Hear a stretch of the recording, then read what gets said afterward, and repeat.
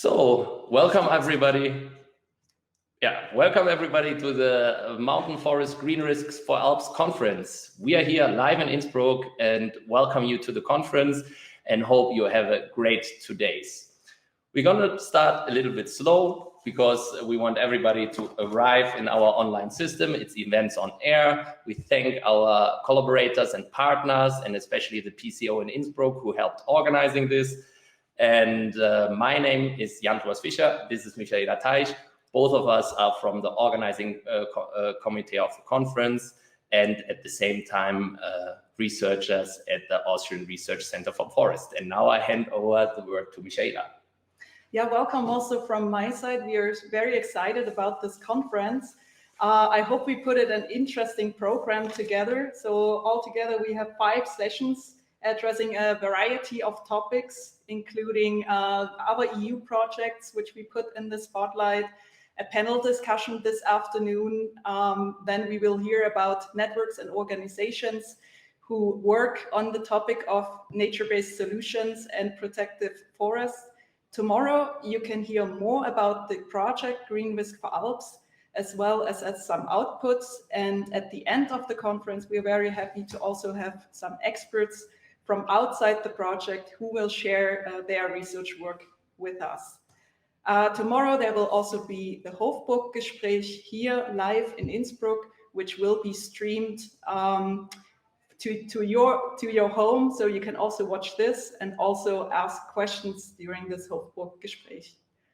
And with that, I hope we have Peter Meyer here, who is the director of the Austrian Research Centre for Forests, and who would like to officially welcome you to this conference.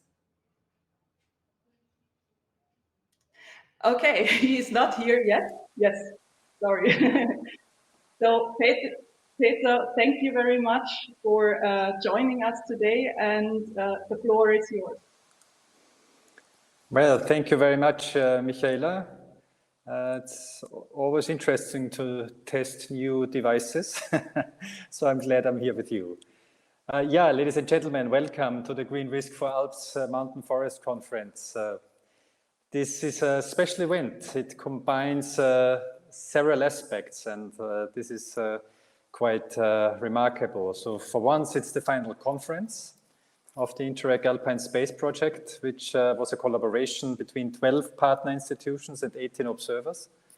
It is also a public dialogue event between science, policy and practice, engaging international organizations and networks, such as the EU strategy for the Alpine region OISALP and the Alpine Convention, and also the Global Mountains Safeguard Research Program, GLOMOS. And it also combines the Innsbruck Hofburg-Gespräche, an event held in German, addressing local forestry and natural hazard stakeholders. So again, congratulations to this innovative approach. As you may know, my organization, BFW, is the lead partner of this large 3-year research effort. We at BFW develop research-based knowledge on all aspects of forests, landscapes, and natural hazards. BFW is organized in 6 research departments with more than 120 ongoing projects and more than 300 people working for BFW. We at BFW also have 2 training centers for forest management-related trainings. We have more than 100 different training modules and train more than 15,000 persons every year, from cutting a tree to cooking with mushrooms. Ladies and gentlemen, dear colleagues, protective forests, which are protecting people and assets against natural hazards, amount to 21% of Austria's forests. And Austria is one of the forest-rich countries in Europe and covers almost half of its territory with forests. Therefore, protective forests and natural hazard risks are an important research topic for us and especially our department for natural hazards. These natural hazard topics are also linked to the other departments of BFW, combining the expertise of these departments from different fields and the expertise to manage mountain forests sustainably, such as the Alp Trees project, which will also be presented today.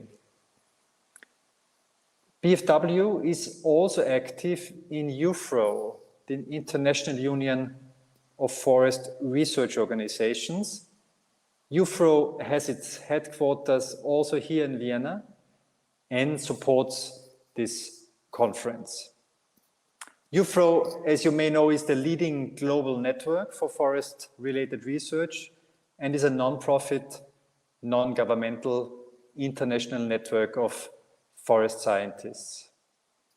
UFRO is currently active in over 125 countries and unites around 650 member organizations such as BFW and maybe many of your organizations.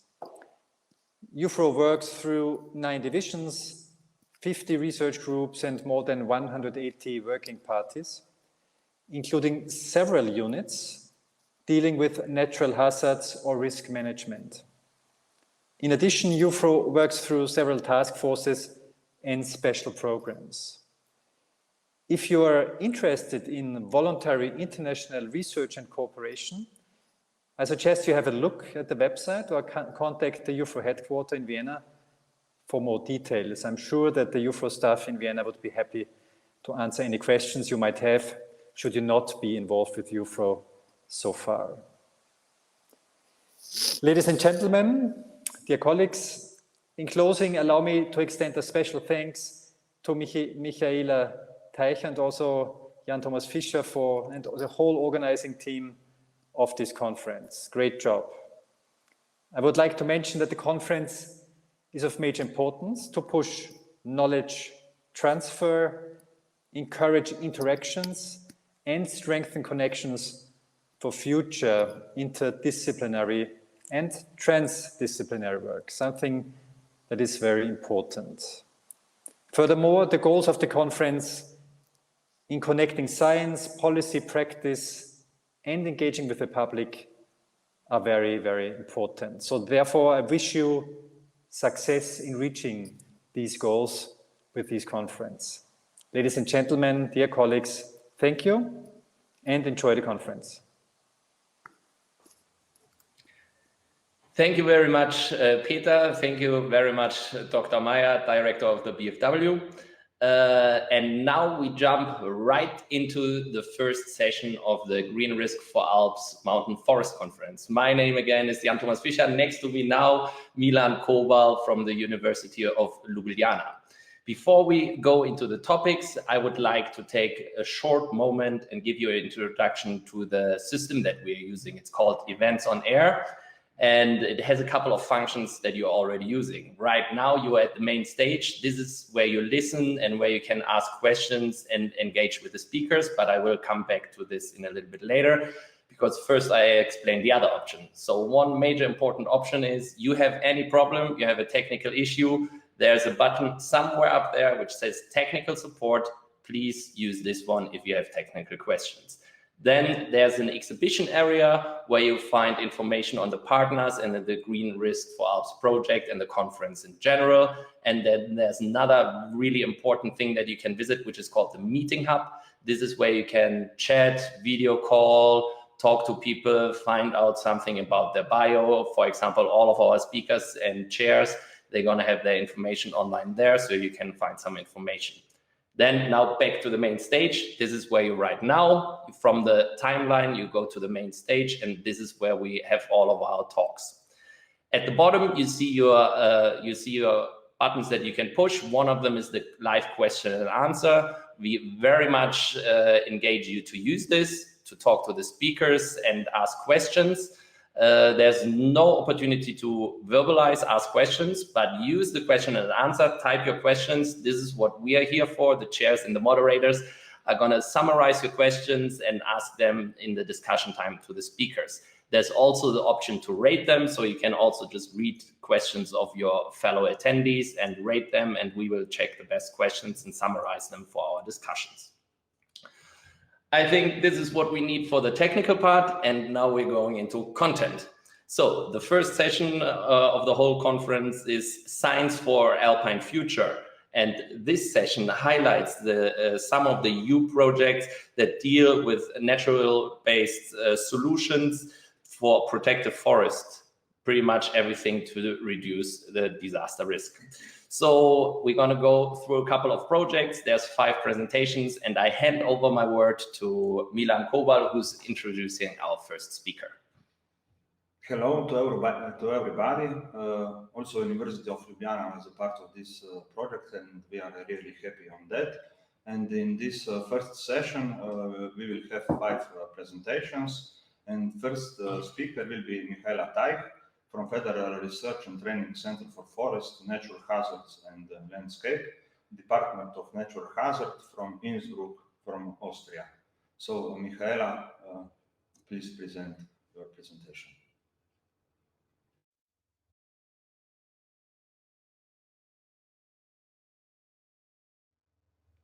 Thank you for joining this presentation. I'm Mihaela Tajh from the Department for Natural Hazards at the Austrian Research Centre for Forests in Innsbruck. I'm happy to introduce the project Green Risk for Alps, which addresses how to foster forest-based solutions to support decisions in natural hazard risk governance and harmonized in the Alpine space. Green Risk for Alps is an interdisciplinary Interact Alpine Space project that started in 2018 with a collaboration between 12 partner institutions from 6 Alpine countries, where the Austrian Research Centre for Forests is the lead partner. But before I jump deeper into the Green Risk for Alps project, I would like to take a step back to talk about why we need new decision support tools and approaches for integrated and ecosystem-based risk management. Forests can effectively protect people and assets against natural hazards such as avalanches, rockfall and landslides. If and how well depends on the forest's location and therefore its protective function, and on the forest structure and therefore its protective effect. But we know that forests are changing, as well as frequencies and magnitudes of natural hazards. At the same time, human settlements and tourism pressures in mountain areas are also increasing. These developments change the demands on mountain forests, which requires integrated and flexible forest and risk management approaches that go beyond traditional planning and silvicultural treatments. Risk-based approaches help us to compare and prioritize different measures for risk mitigation. Risk is the potential for consequences where something of value is endangered and where the outcome is uncertain. That is, a hazard alone does not constitute a risk. Only where also something of value is present, a risk can result. Risk management includes all coordinated activities to control risk. It becomes integrated when all natural hazards and all relevant decision makers, specialists and affected people, as well as all measures of preparedness, response and recovery are considered. And they should be ecologically, socially and economically sustainable. Therefore, integrated risk management strategies should include forest as an important component and biological prevention measure. In this framework, Green Risk for Alps addressed 3 main objectives: the development and application of cost-effective, innovative and ecosystem-based risk reduction strategies, and therefore the development of tools to support decisions and help to prioritize measures. Second, to raise the awareness for the need for ecosystems to reduce risk and increase the adoption of ecosystem-based risk reduction measures, which includes to gather and compile information for their targeted implementation. And third, to enforce transnational and multi-actor participation for long-term and sustainable risk management throughout the Alpine region. Addressing these objectives, we created methods and decision support tools and prepared information for an ecosystem-based risk management. Here are some examples. The simulation tool FlowPy is 3D available and can be used to create protective forest maps. With our online protective forest assessment tool FAT, one can compare the economic value of green and grey measures that protect assets in a specific natural hazard process area. Based on simulation results, we created a set of different map products that can help to make decisions and to prioritize intervention in silvicultural measures. With the rapid risk appraisal, it is possible to gain information fast and in a structured way about risk management practices in a region. And our definitions, guidance, and 2 books about forests as ecosystem-based solution for disaster risk reduction are aimed to support natural hazard risk governance throughout the Alpine space. To learn more, all these examples will be presented in more detail throughout the conference. To carry out and test our objectives and developments, 6 pilot action regions that represent different demographics and diverse climatic and ecological conditions were established. In these PARs, we work together through active exchange with local, regional, and national decision makers and experts. And as an important part of this collaboration, we initiated the 3-part model process: research, integration, and utilization, or short RIU. This chart is an example of this process in 2 parts, with the ultimate goal to see which outputs from our project were actually being adopted by practitioners. Over the last 3 years, a lot of work has been put into creating outputs for decision support. However, the challenge remains of getting them into the hands of our targeted audience. As an outcome from this conference, we hope to continue and deepen the dialogue between science, policy, and practice. And one tool to help structuring this is our roadmap for a multiple actor and decision-targeted information process. With that, I'm sure that you're all curious to learn more and look forward to watching the rest of the Green Risk for Alps presentations. Thank you for tuning in. And thanks to all the dedicated members of the Green Risk for Alps team, as well as the practitioners who worked alongside us. And a special thanks to the late Karl Kleinmeier, who initiated and led this project. Thanks, Michaela, for presentations. I have some questions regarding Green Risk, the Green Risk for Alps project. We are part of that, but do you have any plan to extend all these things that were done now for pilot action regions also to broader scale, to whole Alps, for example, or to the national level, for example? This will be, I think, really nice knowledge from these case studies to the broader scale. Yeah, thank you. Thank you for the question, Milan. I think this is exactly also what this integration process does, right? We developed and tested the tools in the pilot action regions. This is what they were aimed for, but now we need to bring them to a broader scale and scale them up. And this is why we are working so much in this integration process, that we can then adapt our tools and approaches and bring it to a larger scale. So we don't stop here. We are working closely together also with organizations such as USALP and others to really foster that process. Of course, there need to be more development than going on, and then that you can really also like adapt it to the specific needs of the users. So yes, we would like to go on and also move forward with this collaboration and bring more people on board, that the outcomes of Green Risk for Alps will be utilized and have an effect in the future. Thanks, Michaela. Maybe I would like also to say to all the participants of the conference that all these tools are almost all available on the web, and yeah, you can use it and try, and we will be happy to have some feedback for public.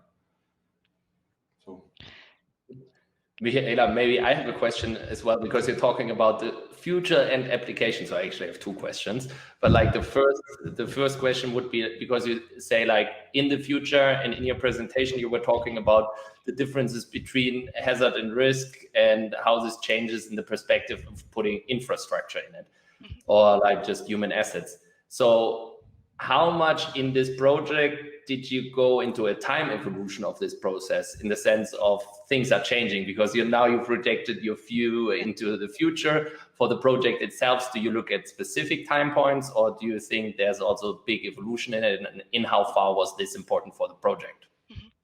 So in the project, we only in one work step had the opportunity to look a little bit into the future, where we actually downscaled climate scenarios and calculated or modeled the future development of the protective forest. Unfortunately, these projects are so short that we stopped there and couldn't do the step back, like to include these projections of future protective forests back into our models to recalculate this. But I think the modeling frameworks, especially like FlowPy, is so adaptable and can be used so easily or adapted to certain questions that this would be the next step. Because like I said in my presentation, this is a dynamic process. Like things are changing constantly, like the danger changes as well as the assets change and the economic development changes. So we need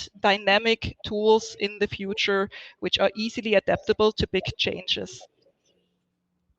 Okay, thank you, Michi. Milan has one more question. Yeah, there is a question on the panel. So Chris, the most have a question. Hi Michi, thanks for the slide. It was really nice.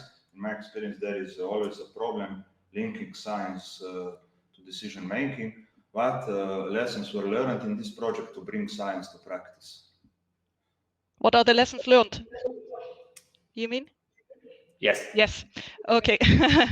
I think having the opportunity to work with our colleagues from the university together in this project, I learned a lot. Like this RIU approach, they adapted and further developed within the Green Risk for Alps project, and that they were also very stubborn in pushing us scientists to get in contact with practitioners, but with very specific practitioners. So what I learned, and I think we can learn a lot for this in the future, is that we should not stop where we produce our scientific results, like from the natural sciences, and then put it online or present it in a workshop and then say, okay, that's it. So we really need to think, who could this be useful for? And then really address those people, those decision makers, sit with them together on a one-on-one talk, also get their input, so that this is an iterative process, that we then get the feedback back to also adapt our models. And in research, I think we need to spend way more time in these kind of project for this process, and this should already be included in writing the proposals. So integration starts for me at the proposal stage if we want that our tools will be used. So we need from the beginning on to really focus on the needs of the practice, and then iteratively change and work on our outputs. So transdisciplinary work is very important for these kind of projects.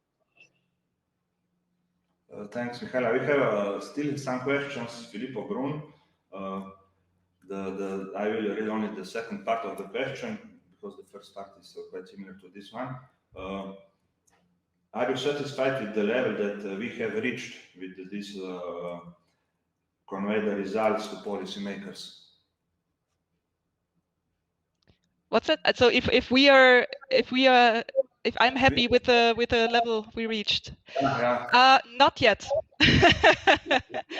I think that with this conference, of course, we try to also get some attention so that we get into a dialogue, because often it is also really hard to identify your people. In Green Risk for Alps, we did have a work package which specifically worked on identifying the social networks in our PARs and in also on national levels of people who are working in on the topic and for whom the results could be interesting. I really do think that we can move a step further. I hope that maybe in this conference we will get the attention of some policymakers and then also practitioners, and then sit down together to also think further. So that's what I mean, not stopping there and saying, okay, this is our result, this is our tool, now use it. No, what can we do to adapt it so that it's really being used in the future? So I think we reached a pretty good level because of the Rio process, which went along the whole project, but we could go further for sure. Okay, we still have questions from Ansgar Fallendorf. Thank you for the presentation. To what extent have climate scenarios, future climate conditions, been included in the model activities? Can you elaborate on the link to climate change adaptation? Mm-hmm. So this is the second. So, like I said, unfortunately, we stopped there. I think if we would have another year of the project, so what we did is really a very basic simulation of how forests can change. And in our simulations, we did not include forest management. And so actually it didn't change that much for the forest. They were getting thicker, and maybe some changes in the tree species. But I also think in terms of climate change adaptation, we really need to take the forest management into account, and also this like a future development of the assets. So what I hope we can do in the future is to include that better in our models, in our model runs, in modeling future scenarios. We now have the tools, we developed the tools and we developed the methods to do this, but now we need to do this. I hope I answered your question, Ansgar. I'm not 100% sure. Please, otherwise, you can also ask me in the meeting hub. So thank you, Michaela. Now the GT will present another speaker. Thank you, Milan. Thank you, Michi. And as Michaela already said, you can always use the question and answers down here. The questions and answers going to stay online for 1 month, and the speakers and presenters will happily answer your questions in a written form right there. Or you can use the meeting hub to connect with our speakers and presenters online. So thank you, Michaela, again. And we go to the second presentation of this first session, which is going out to France, but also live recorded from Innsbruck. Fred Berger, who's working usually in Grenoble at the INRA, and he's a specialist on forest and mountain hazards. And I'm very happy to hear something about a related project. It's actually, let's say, the big brother or the older project partner, which is Rock the Alps, and Fred is going to give us a short introduction to this project. Fred, please.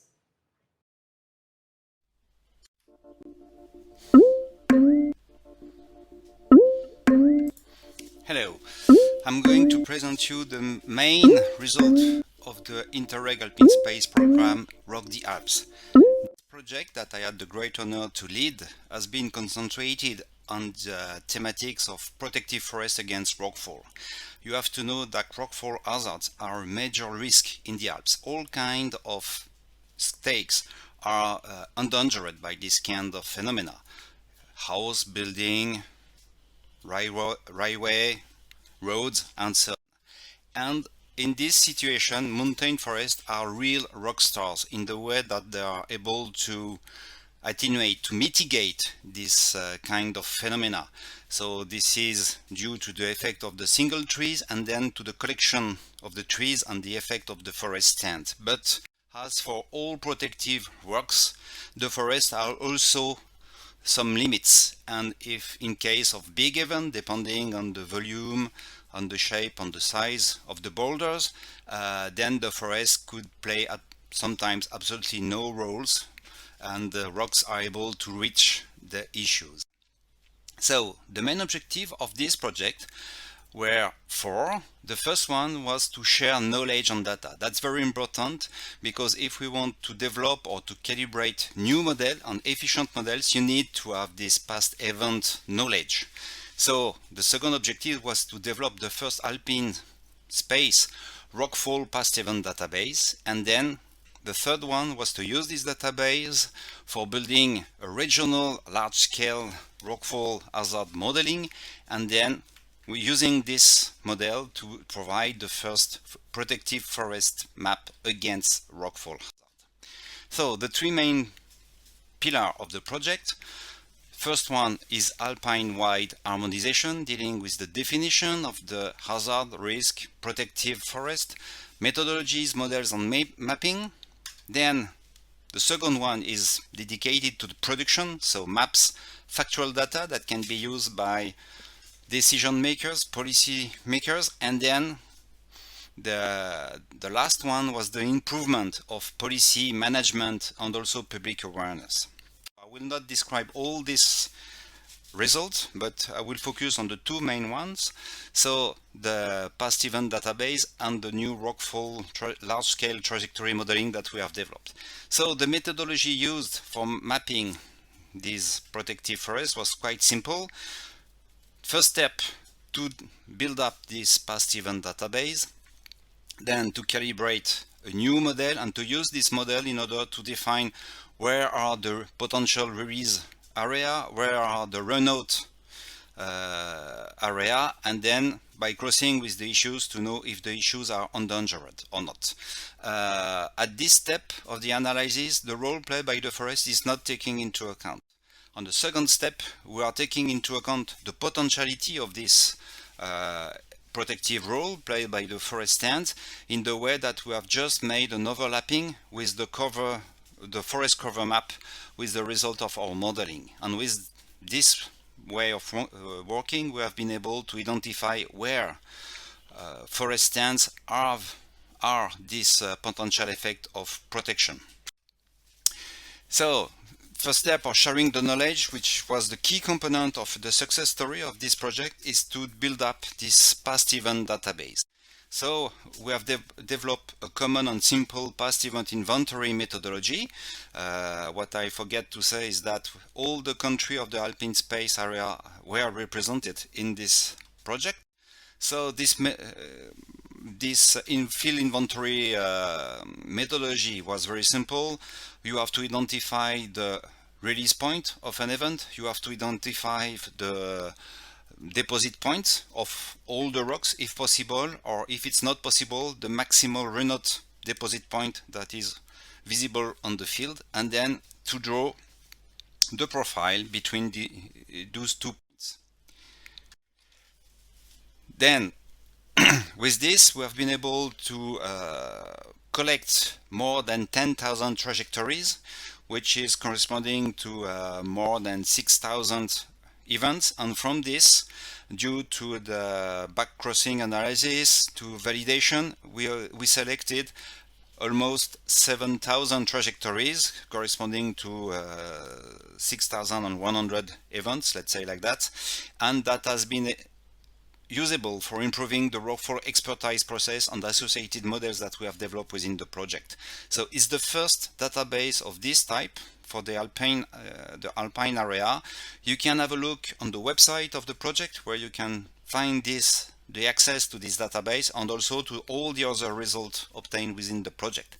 So we have developed new concept based on the metrics of the profile for identify statistical relation between these different metrics in order to define the maximal runout point possible for one, let's say, profile. So here is an example of this, and we are using the energy line angle principle. And this database has been used for calibrating and validating the large-scale modeling that we have developed. What is nice is that almost 95% of the past events are well detected with our methodology of mapping. That's very important. It means that we have quite a robust model and methodology, but 5% are not detected. So this is a way for improving, and we are developing new research axis in order to limit this number of not well detected events. So with this model, with this database, with harmonized data, input data, so we are using Copernicus data mainly because this is the only set of data that is harmonized at a large scale for all the Alpine area. So we are using Milan Kobal, we are using a European DTM, digital terrain model, and we are also using Google Maps for all the issues. So of course, there is a limitation in this harmonization because the accuracy could be less than the national data that are available in each country. But with this, we have been able to do this kind of mapping for all the Alpine space. And here something maybe more visible or more readable is the percentage of protective forest against rockfall for each region within the Alpine space. So it was the first time that such map has been produced. And this is our success story with this project. So, of course, policy makers or decision makers, they are also looking for factual data. So here are two very, let's say, simple table, making a big summary of all the results that we gain. For the Alpine space area, you can find here the proportion of protection forest.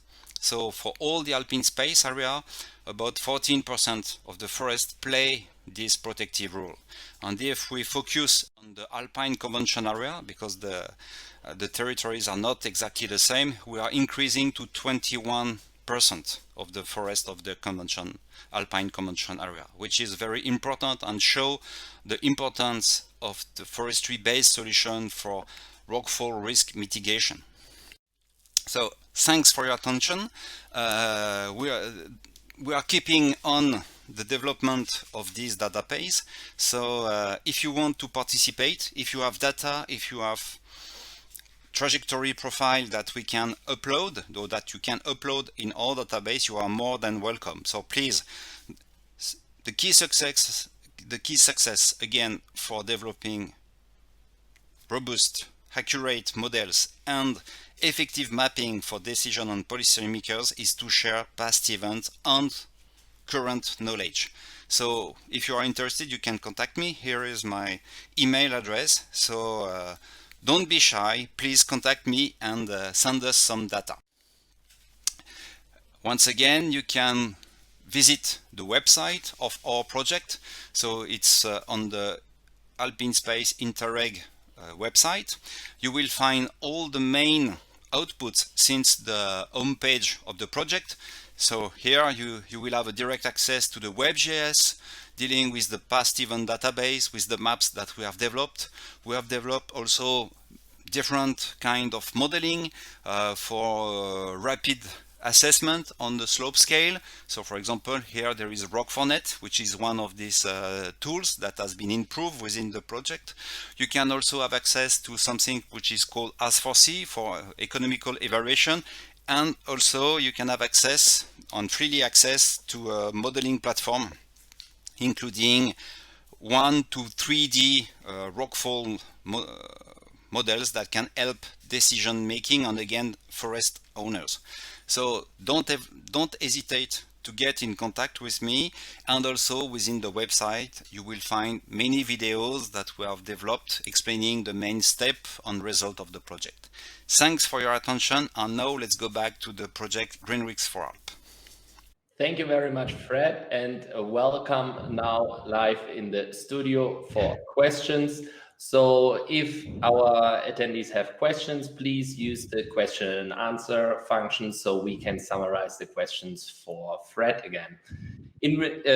So far, I have a question for you, Fred. The presentation was very interesting. You had on one of the first slides, you were talking about the past events. So your model is basically statistically built on event data. Why past events? What about current events, and in how far future events? Like, where do you model in the sense of future events? You somehow need to map potential release area to look into future events? And for the past events, could you say like from what time span and like what size these events are that you build your model on? Okay, so thanks for the question, GT.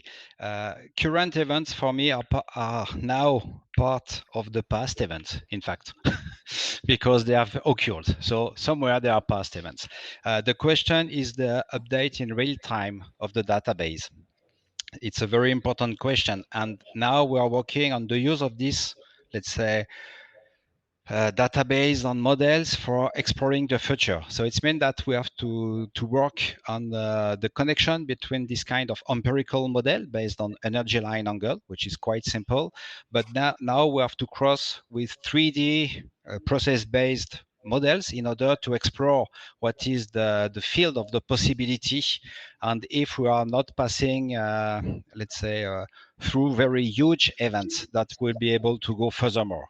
And to coming back to one of the questions that has been posed also to Michaela, the question for us is how to integrate climate change in this system. That's quite important because climate change could have some big consequences on the activity of the release zone, on the potentiality of the phenomena and so on. So here we have to work on it. And also, as I said, it's the methodology that has been developed is only overlapping between two kinds of maps. The maps of the maximal potential runout propagation zone and the maps of the presence of the forest. In fact, the model don't take into account the, let's say, the action of the forest in the way of dissipation, energy, and so on. So that was also the reason why we jumped from Rock the Alps to the Green Risk for Alp project, because here this kind of calculation is integrated in Floppy.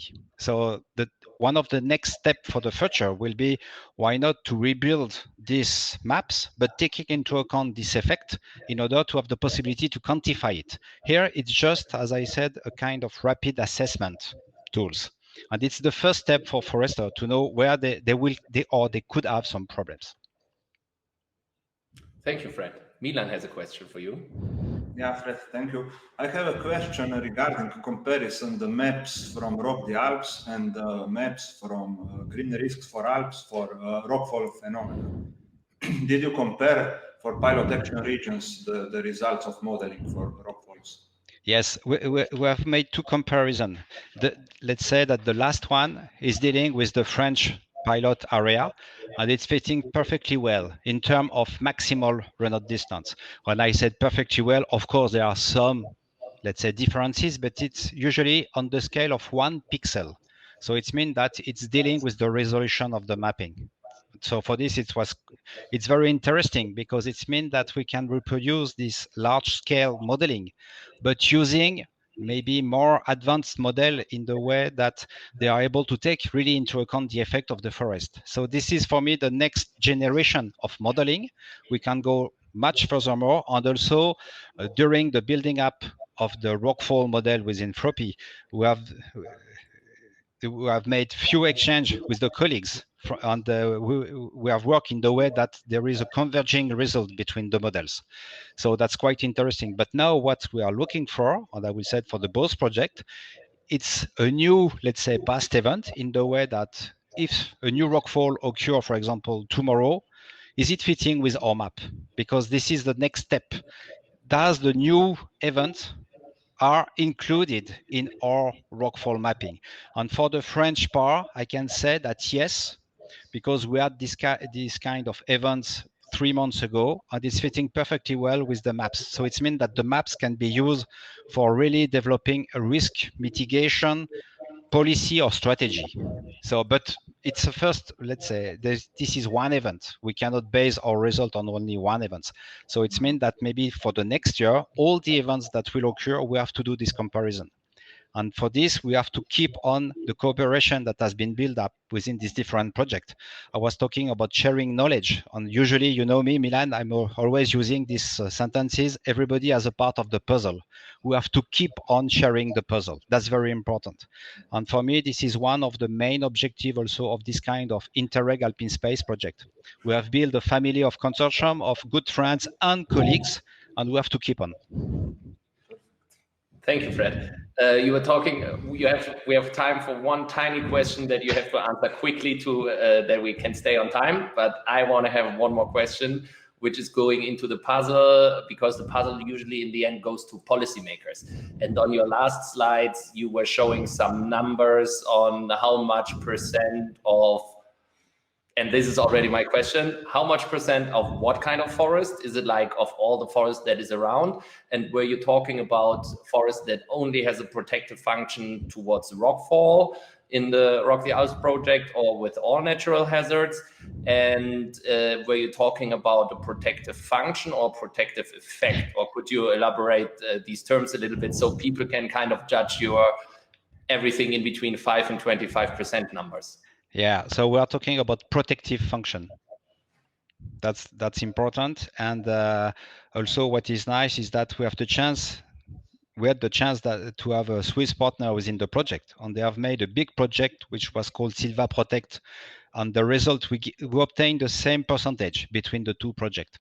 So for us it was a kind of validation, and now the use for the policymakers, that's very important. Maybe we can use this first distribution of percentage for helping the European Commission, maybe for distributing funds for helping the management of this forest. And with this, we have a kind of, let's say, rules of how to distribute the money. But we have to push on. You know, it's always nice to have this kind of result, but the 3 years project is very short. So all this dissemination, improvement of the knowledge that we gain, we need a new project for this, let's say like that. It's too short. But to summarize for our attendees that maybe are not super familiar with the terms, protective function would mean even if there's no forest, but if the forest would be there, then it would have a function. So it doesn't matter if there's function, it's more about the place where the potential protection forest would be. Is this correct? Yes. Thank you. Yes, you're right. Thank you, Fred. And I would give to Milan to introduce our next speaker. The next third speaker will be Anders Solheim from the Norwegian Geotechnical Institute, Department of Natural Hazard, from Oslo, from Norway, and he will present Horizon 2020 project Physicus. So please. And the Physicus project on implementation of nature-based solutions in rural mountain sites in Europe. The project is lasting for 5 years, up to 2023, with a budget of roughly 10 million euros. It has 15 partners from 7 countries throughout Europe, and it's coordinated by NGI. It's an innovation action, which means that the funding is more focused on closer to the market activities, such as demonstrating NBS solutions and upscaling of them. The project has 8 work packages, but in this presentation I will focus on work package 2, which is dealing with the implementation of the NBS interventions at various sites. And the sites are 3 large-scale demonstrator sites in Norway, in the French and Spanish Pyrenees, and here in Italy, and then 2 smaller scale concept case sites in the Isar River Basin close to Munich in Germany, and in the Kaunertal Valley in the Austrian Alps. And I will, in this presentation, talk about the Norwegian site, the Pyrenees sites, and the Austrian site.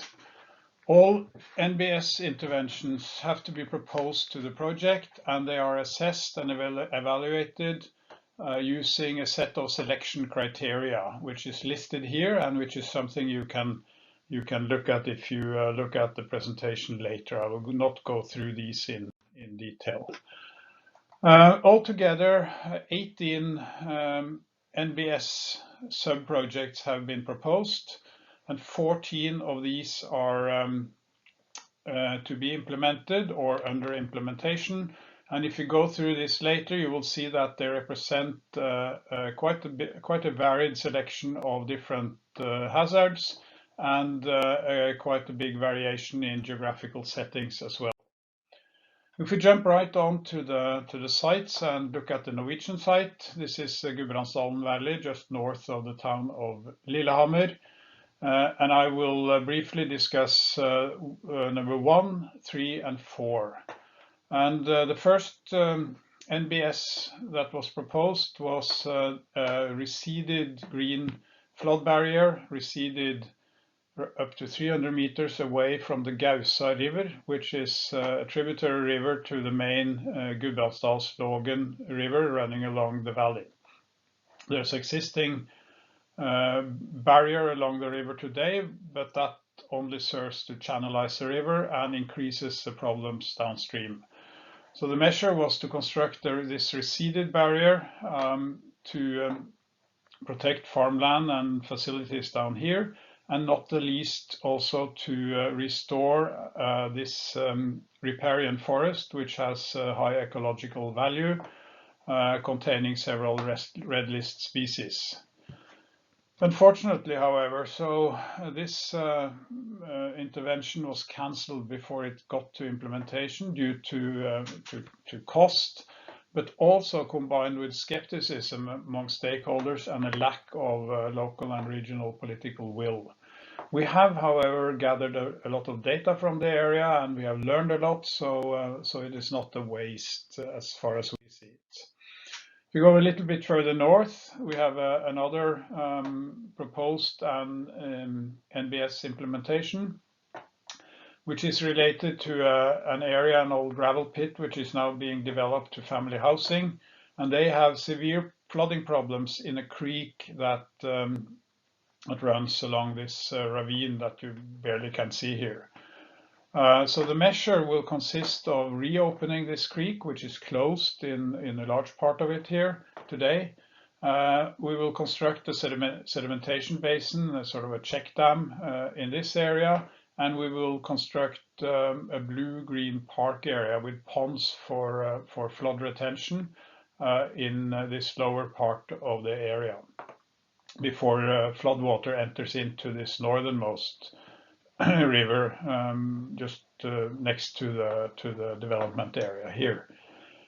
And the final NBS project or sub-project in Gudbrandsdalen is also on flood retention. This Skurdalsåa is a small tributary to Gudbrandsdalslågen, again, often flood affected. It has a small catchment, only 15 square kilometers, with a very short response time to heavy precipitation. So the measure here is to lower the threshold gate in this old dam built in the 1800s for irrigation purposes, and add about half a meter to the top of the dam using the same type of material. And this has the capability to retain flooding downstream for up to 2 days, which is enough to take precautions downstream. And it has a huge upscaling potential. There are literally hundreds of these irrigation dams, old irrigation dams in the area. If we jump south to the Pyrenees, this is Santa Elena, where an important road between France and Spain crosses through this end moraine, which is composed of loose material, easily eroded, with rocks falling down to the road. And this is an important road, and the spot is defined as a high-risk point. There's high speed here, there's low visibility because of a curve, and there are often rocks in the road. So the measure here is to terrace, to take this a little bit back, lower the slope, and make terraces with drainage and revegetation. And this is a draft plan of how it can be done and an example of how it has been done another place. This has also been delayed due to unexpected barriers, in this case due to bureaucracy, but the implementation is to start this summer. We have a snow avalanche project also in the Pyrenees on the French side in the Capet forest, where snow avalanches along these two paths threaten the village of Barèges. And we focus on this westernmost avalanche path, and which has a lot of existing structures snow fences.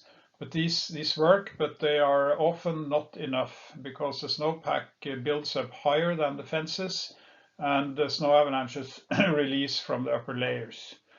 So the measure here is afforestation in the release area, which is this basin up here, with altitude adapted local plant species protected by these tripods that you see being constructed here. This is under implementation and will be completed this summer. Then we have a debris flow site on the Spanish side again, the Laval in Spain, where the village is threatened or frequently damaged by debris flows, which are sourced from this erosive area up here. And when you look closer at it, this is also glacial till. You can see that it's a very active area, susceptible to precipitation, and sort of a badland type area. The measure here is to use vegetation for erosion control and these wooden structures to reduce energy in creeks and reduce the feeding of sediments that sources the main debris flow path down towards the village. Implementation is hopefully to start already this summer and being completed next year. Then a few words about the concept case site in Austria. Kaunertal Glacier is a very fast retreating glacier and it leaves large areas which are vulnerable to erosion and instability.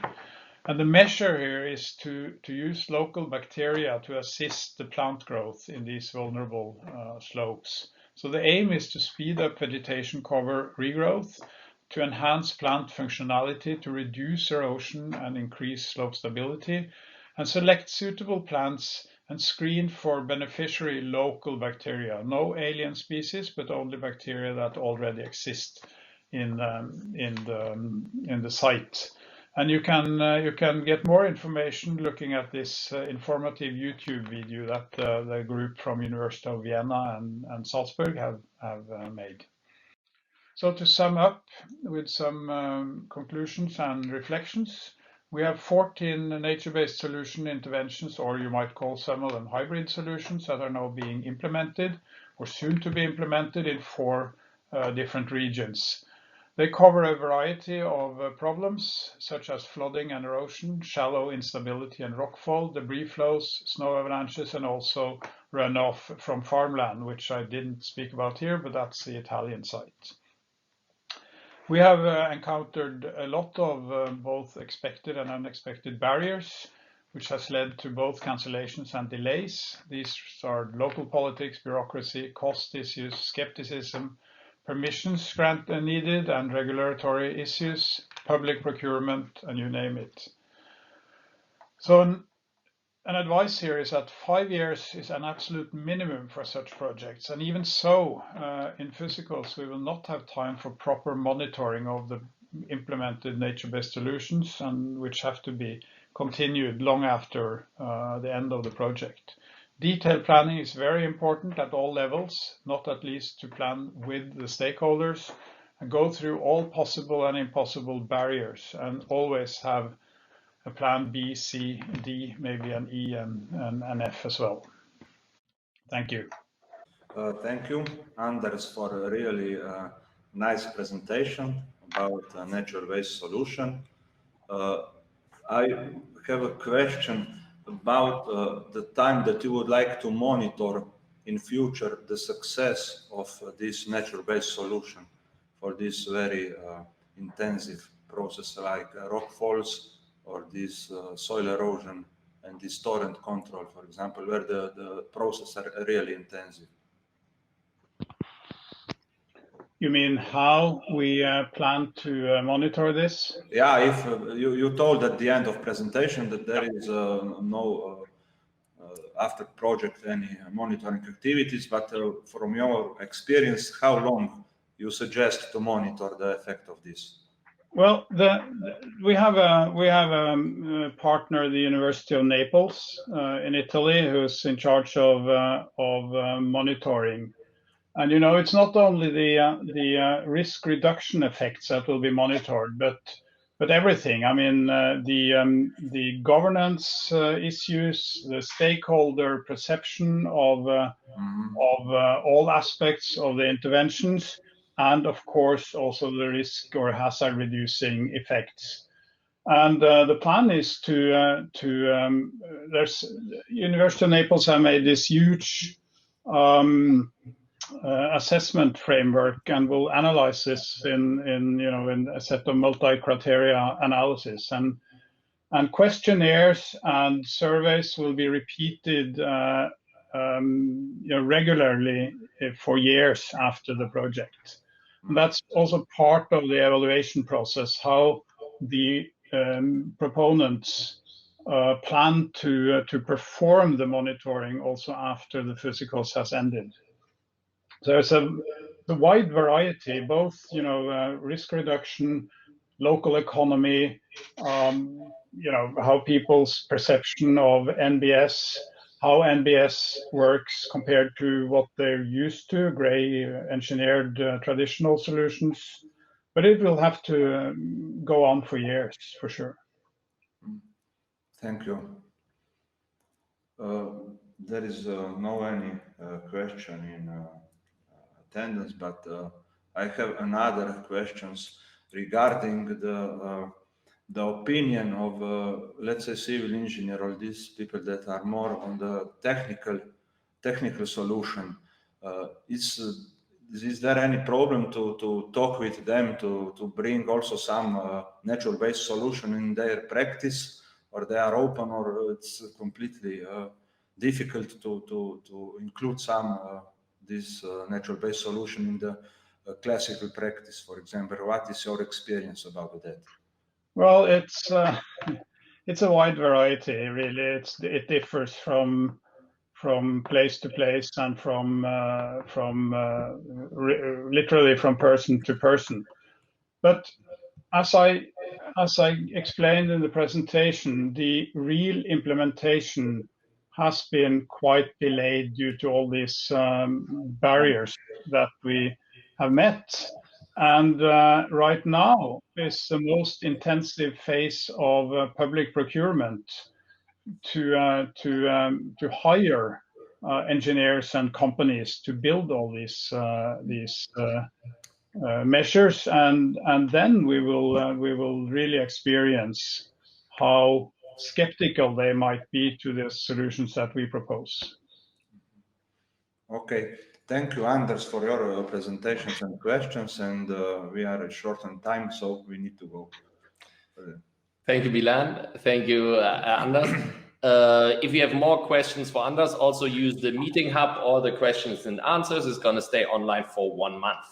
And we move on in our program and very much welcome our next speaker, which is Katharina Lapin. She is the head of the Institute for Forest Biodiversity and Nature Conservation here at the BFW, but in Vienna. And she's also leading the project that she's going to talk about, which is Alp Trees. It's a project that is, I think, running since 2019, but we're probably going to learn more about this from Katharina in her talk right now. Hello, and thank you very much for the opportunity to present Alp Trees in this fantastic conference of Green Risk for Alps.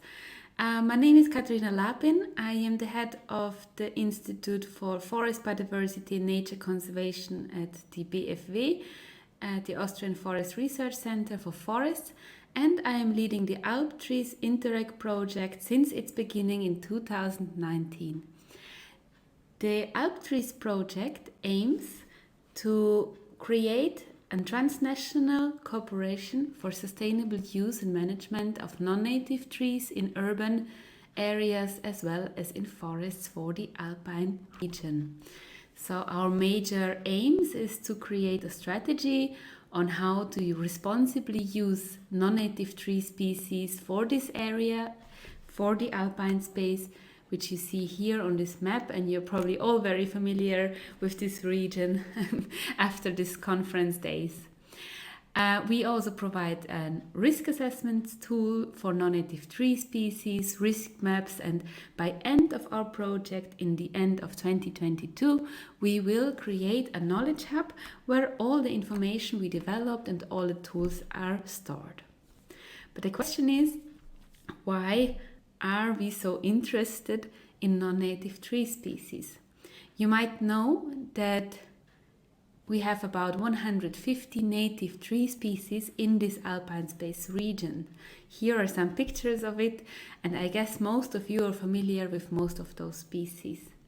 So native species in this context refer to trees which have naturally developed in this region, in the Alpine space region. So those native trees are increasingly facing very difficult times under climate change. Here you see some of our projections, how the climate, and here, for example, the annual mean temperature of the Alpine space will change. So the temperatures will increase, as well as in the meantime also the mean precipitations will decrease. And as you can imagine, these severe changes of climate change in such a short time will cause extremely impacting situations for the native tree species. So both forests and urban landscapes are under threat of these rapid changes of our environment. So that's one of those reasons why non-native tree species are more and more discussed as an alternative to native tree species.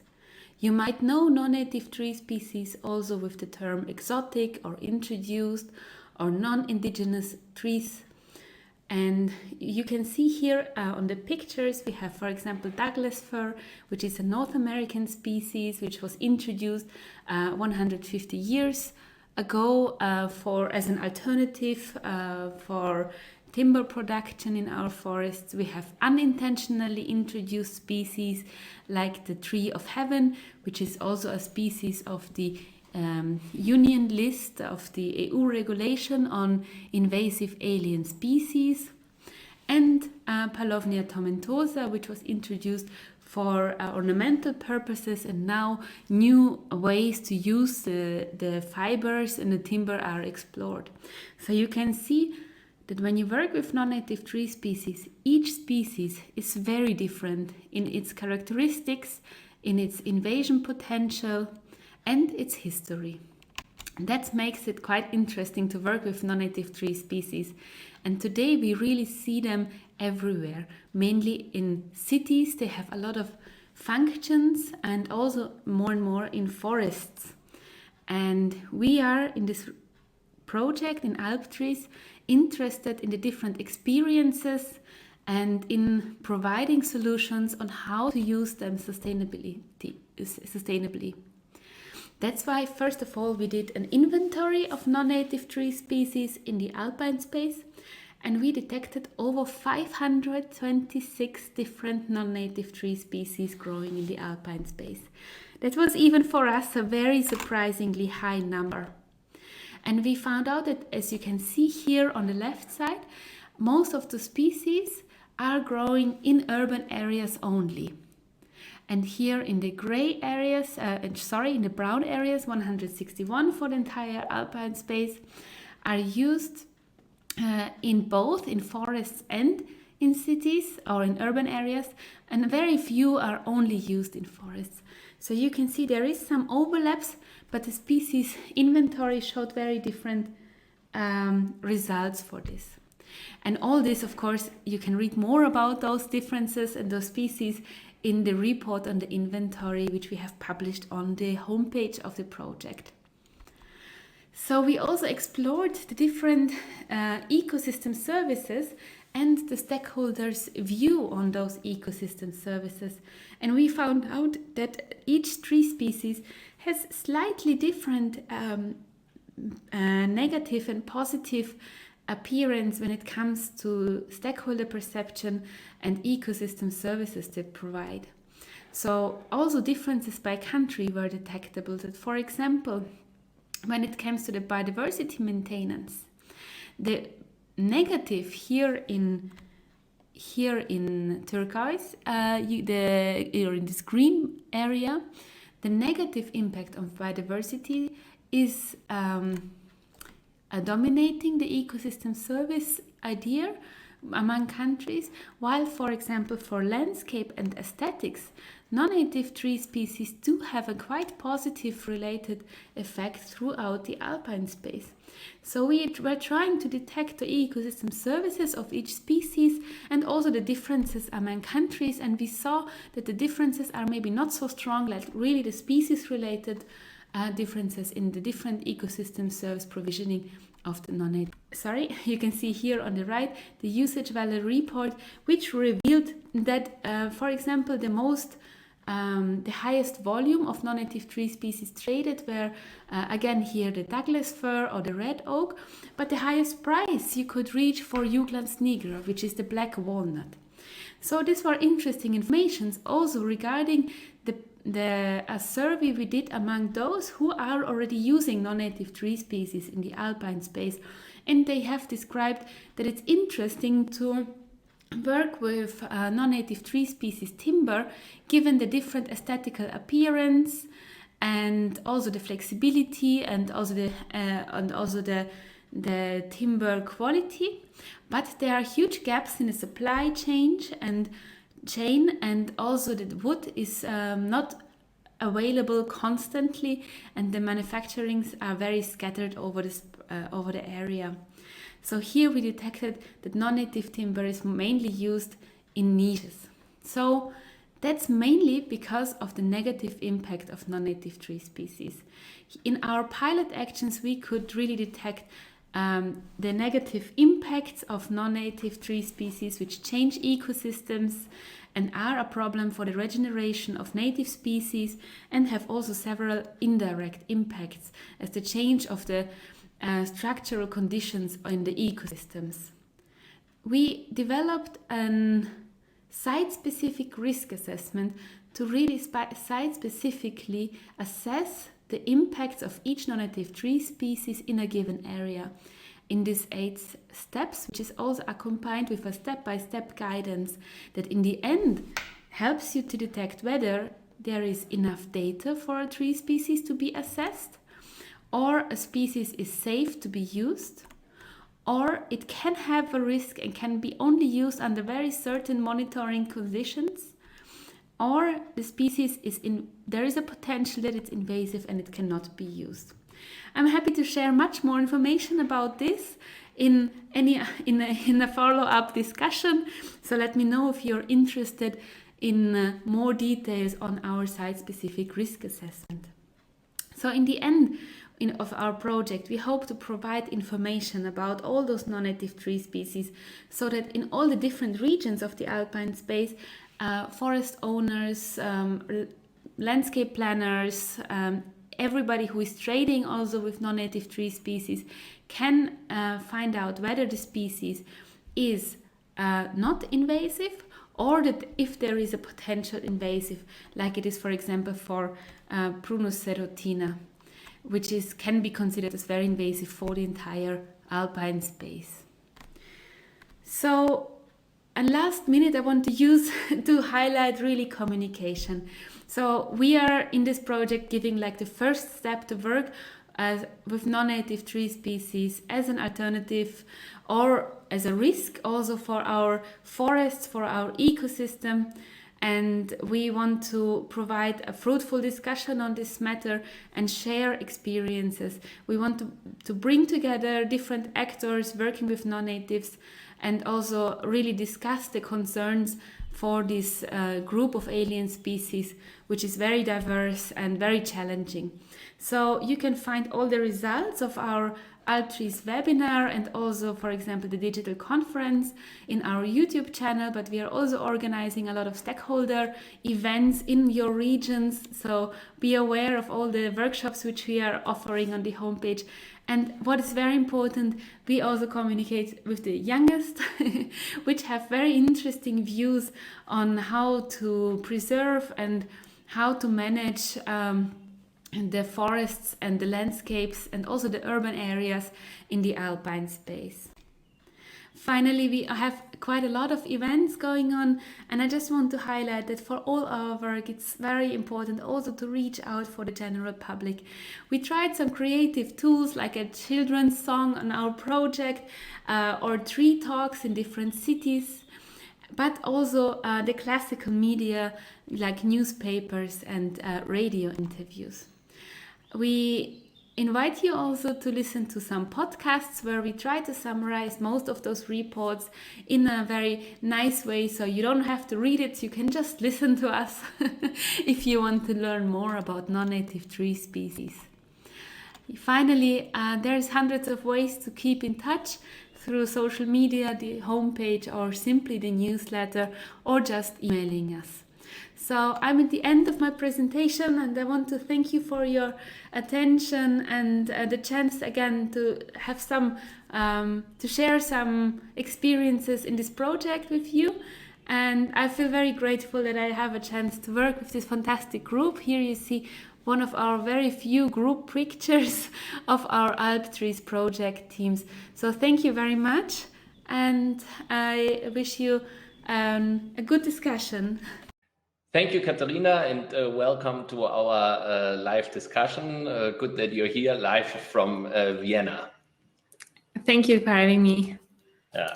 We already have a first question for you, which is on where the inventory of the invasive tree species comes from. Like, what is your methods? Are you using remote sensing, or are there different methods? Where does it come from?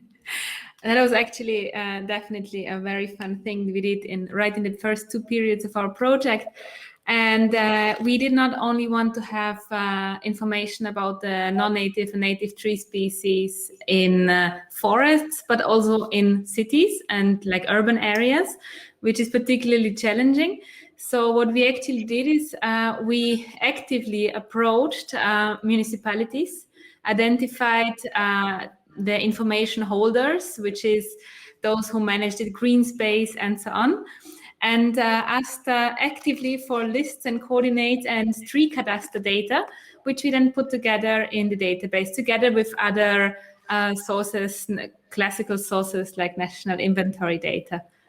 And it's still, of course, an ongoing process. Such a database is never really finished, but it gives us, I think, a quite nice picture of those over 500 non-native species we could identify.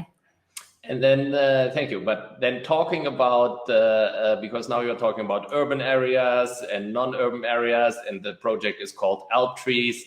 How do you distinguish, because we heard of all the other projects that are mainly dealing with natural hazards, how do you define Alps, or like how do you define where your trees are? Like, how did you get this inventory counts for what? For all the country, only which parts? The inventory counts for the entire Alpine space area, which is like a political geographical area. And within this Alpine space, we do have the information of the tree cover layers, of course. So this is the first indication that this information lies in the forest, let's say. And then we have those semi-urban areas, which could be like simply like a single tree in a landscape, which is also separately identified. And then urban areas are usually covered. So we worked also with the current lands cover layers, and then identified where this information is from. Unfortunately, not all the data points have very precise geo coordinates. So we are still processing this, and we are still happy for other data on any tree species. So our process was also in the way that we first also collected simply the entire list of species, and due to our definition then we identified where the species is non-native or native to the Alpine space, non-native to Europe, or maybe even native in other regions of Europe. And now, not talking about the species itself, but maybe its potential for being protective forest. On your one slide, you showed, like, for example, you looked at invasion potential and where the trees are and stuff like this. And I saw that you also looked at, for example, the potential against wind or soil and erosion or flooding. Did you specifically look at how different species react with different kind of natural hazards? And like, just putting the whole Alp trees towards protection forest idea? So we there's like in two of our deliverables, if you want, or in our studies, we really focused specifically also on the protective forest. So the first one in the stakeholder survey, where we of course asked the stakeholders, which have been over 200 like forest managers and forest owners, how they see the role of non-native tree species in protective forests and whether it's a risk. But our results show that given to the great uncertainties you have with a lot of those non-native tree species, which you could potentially use, they're mostly negatively perceived in protective forest.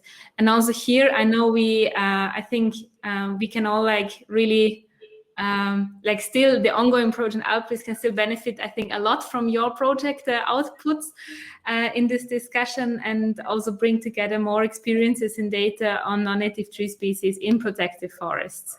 So this is definitely a very important issue to solve, whether those non-native trees which unintentionally arrive in forests, whether you should manage them or not, given their protective function. So currently the opinion among the stakeholders in the forest, in the Alpine space, we detected a kind of across all different regions in the Alpine space, and a kind of negative perception on the growth of non-native tree species in protective forests. So there is still definitely room for more research in those different areas and more simulations and so on. Thank you, Katharina. Milan, do you have any last question for Katharina, or should we go on with the next, because we're kind of short on time? Yeah, we are. Oh, sorry for my long answers. No, we ask long questions, we get long answers. That's okay. That's why it's called discussion. Okay. Milan? Yeah, the last presentation in this session will be from Eurac Research Institute from Bolzano, from Italy, and Lucas Garter-Wigel will present Interreg Alpine Space Project Alpes. Good afternoon, everybody. My name is Lucas Garter-Wigel.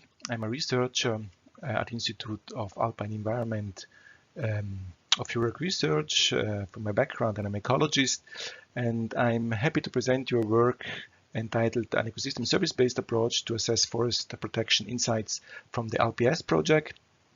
The ALPS project actually was an Alpine space project which ran from 2015 to 2018 and had the overall objective to introduce the ecosystem service concept as a regional and transnational governance framework in the Alps, and to train stakeholders to use, understand, and value the services provided by nature. Specific focus of the project was in mapping and assessment of crucial ecosystem services for the Alpine space region at a high spatial resolution.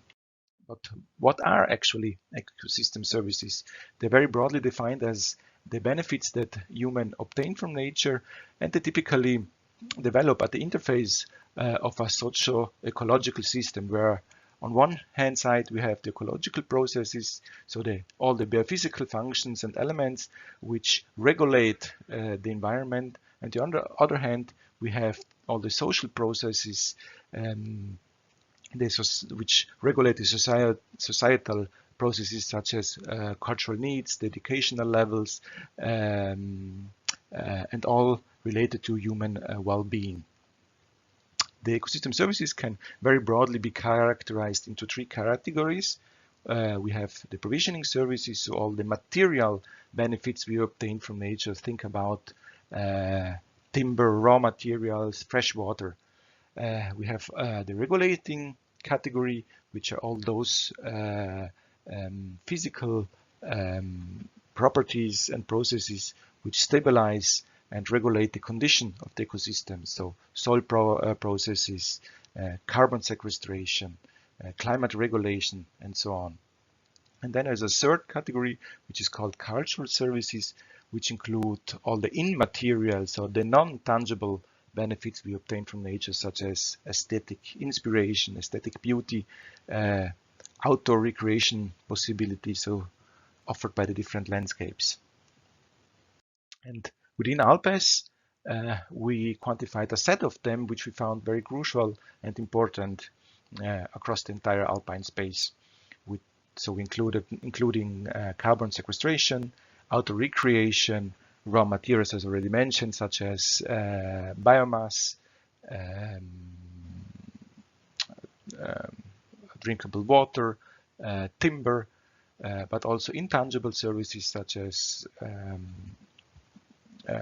cultural heritage, such as species, iconic alpine species, the capacities of ecosystems to filtrate nitrogen, but finally, and to this point I would like to come, also the protection function of forests against natural hazards, with the final aim to identify protective function of forests using an ecosystem-based and an harmonized approach across the entire Alpine region. How we did that? We decided to use a multi-indicator approach, so separating the supply side of the service. So what is actually the supply of the protection function of forest on one hand? So the ES provided, given the current land use and the ecosystem condition, in our case, all forested areas with a protection function site or object protecting forest. And on the other hand, the demand for it, which are the elements that are in need of protection. In our case, all the humans, where the humans live, and all the assets at risk. What was our methodological approach? It can be summarized into two main steps. The first step was the definition of the so-called release areas for the different perils. You can see them in the table on the right-hand side. So avalanches, rockfall, landslides, and channel processes, and in the definition of the different parameters for the different perils.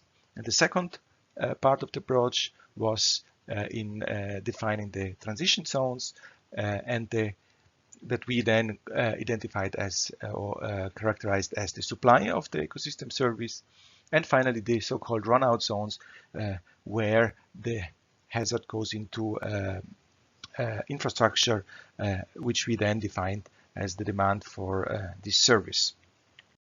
To make it a bit more clear, I have an example here of the Merano area. For those that are familiar with the Alto Adige case study, in orange you can see all the infrastructures in that given area. In green you can see all forests parts that have a protection function against the perils that I mentioned. In lighter green you see those parts of the forested areas which have additionally also an object protection function. And in red, you see those areas that we call the demand, basically all the infrastructure which is in need for protection. If we translate this to an alpine space level, then it looks like this. You can see here a large part of the European Alps. In red, all those areas which are in need of protection, and in blue, all those areas, forested areas that have a protection function to mitigate the hazard. We have done this, as I mentioned, for the entire Alpine space, but as we saw that it could be interesting also for different European regions using a standardized approach through time, especially, we decided to upscale this project even more to the European level and to show how this ecosystem service could change over time to get an information how forest protection could develop over time. What you can see here are two different maps at two different time steps. So the service provision in 1990 on the left-hand side, and the service provision in 2018 for the different perils that I introduced earlier. So for rockfall, for landslides, for avalanches, and for channel processes, which together form the ecosystem service forest protection. All data sets are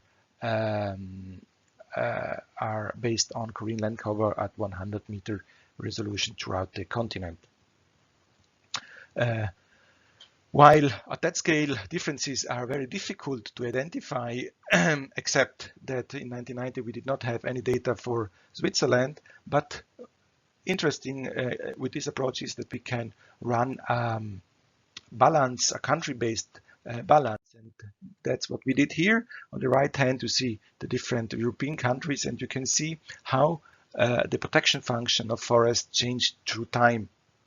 And we found that an increase of forest protection over the Alpine arc, rather stable conditions in Italy and in Central Europe and in most parts of Scandinavia, while we have found that this decreasing trend on the Iberian Peninsula and in Iceland.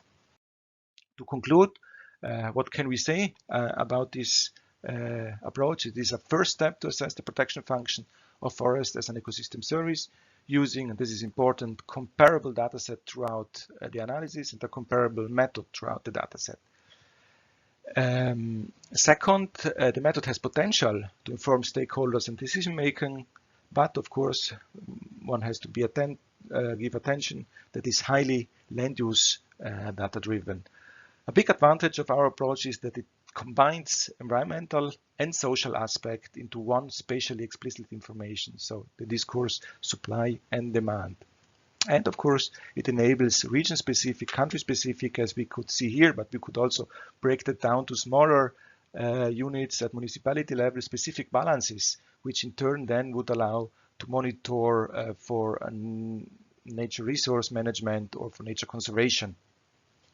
Finally, of course, I have to say that we are still in the beginning of our validation process. There is still a lot of refinement to do, especially compare it with existing hazard zone mapping approaches in the territory to see how well our approach could work in relation to existing one. Of course, in the second step, also involve stakeholders to further refine, to further confront our results with them.